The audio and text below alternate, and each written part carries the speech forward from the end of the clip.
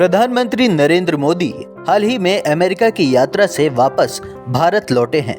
America के राष्ट्रपति Joe Biden के साथ उनकी कई महत्वपूर्ण समझौतों पर डील हुई, लेकिन बावजूद इसके भारत में जो बाइडेन से ज्यादा चर्चा अमेरिका के पूर्व राष्ट्रपति बराक ओबामा की हो रही है। और वो इसलिए क्योंकि बराक ओबामा ने भारत में रहने वाले मुसलमानों के लिए जो बयान दिया है, उसने एक तरह का बवाल खड़ा कर दिया है। दरअसल बराक ओबामा ने कहा था कि राष्ट्रपति जो बाइडेन को प्रधानमंत्री नरेंद्र मोदी से भारत में रहने वाले मुसलमानों पर हो रहे जुल्म और ज्यादती के बारे में बात करनी चाहिए। अब उनके इस बयान की चौतरफा आलोचना हो रही है, लेकिन बराक ओबामा को करारा जवाब दिया है खुद बीजेपी के एक वरिष्ठ मुस्लिम नेता ने। जी हाँ, पूर्व केंद्रीय मंत्री और भारतीय जनता पार्टी के कद्दावर नेता मुख्तार अब्बास नकवी ने बराक ओबामा को सीधे तौर पर भारत बैशिंग ब्रिगेड का सदस्य बताया है। उन्होंने कहा है कि भारत में अब 84 जैसे धार्मिक दंगे नहीं होते हैं, जो कि सीधा उदाहरण है कि मोदी सरकार बिना किसी भेदभाव के सिर्फ विकास के पथ पर ही काम कर रही है।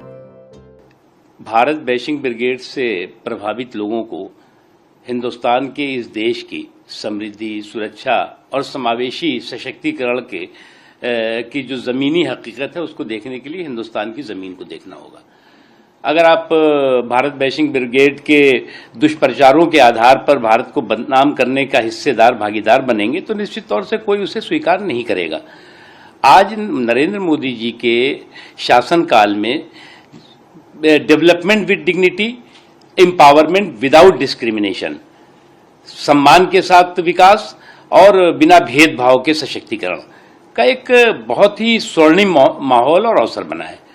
आज इस देश में जहां पर समाज के सभी वर्गों, आखिरी पायदान पे खड़े हुए व्यक्ति की आंखों में खुशी और जिंदगी में खुशहाली लाने के लिए नरेंद्र मोदी जी मजबूत संकल्प के साथ, परिश्रम के साथ परिणाम में उसको बदल रहे हैं, उसका नतीजा है कि आज समाज का सभी वर्ग बराबर से विकास का हिस्सेदार, भागीदार बन रहा है। उसमें अल्पसंख्यक समाज भी है।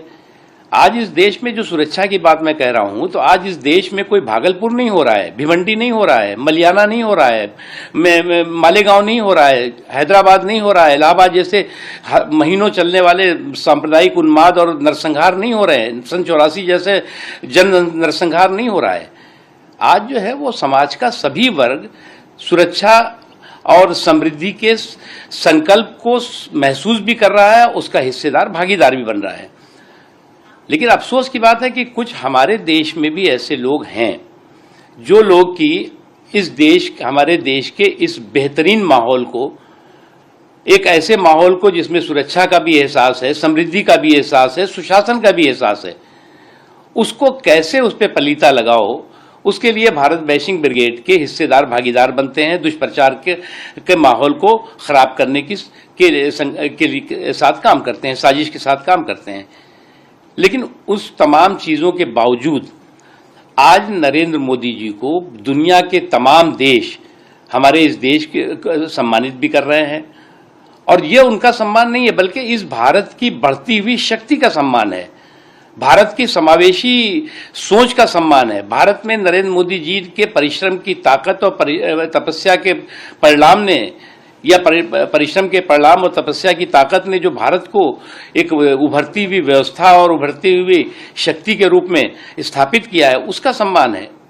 और ये सम्मान वो देश दे रहे हैं जिनके बारे में जब 2014 के बाद यही तमाम लोग थे, यही तमाम राजनीतिक विशेषज्ञ और पंडित थे जो कहते थे कि अब तो मोदी जी के साथ इन देशों की कुट्टी हो जाएगी, इस भारत के साथ कुट्टी हो जाएगी।